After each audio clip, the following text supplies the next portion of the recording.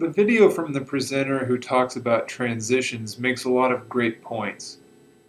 And one of the key things to remember is that transitions are all about alerting your audience to movement within the speech. So when you're trying to move from one point to another, you need to let the audience know as well, because again, they don't have access to your outline usually. So they're doing this all in their head.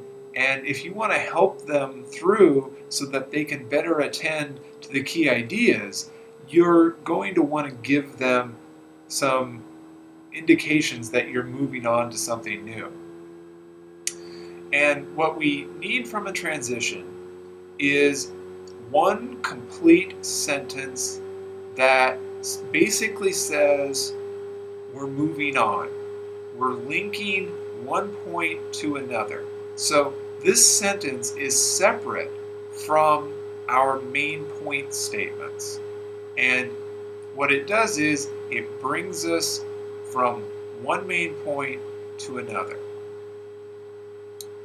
Some basic examples of transitions would be that brings us to the second point, or the next point takes us in a new direction, or to support that point, I introduce my next. And again, all of these examples emphasize that there is some movement going on in the speech, and we're moving from one point to another. And what that does is it gives you a chance to re-emphasize the points and their importance to the audience. My next video is an example speech that does a wonderful job of using transitions, particularly at the 3-minute and 40-second mark. She goes into a transition that so exemplifies the use of transitions to express movement that when I saw it, I thought, oh, that is just perfect. And you get this sense that she's helping the audience through this speech in a way that a lot of speeches really fail to do. But remember, you want to make it easier on your audience to focus in on the key ideas, and transitions allow you to do that.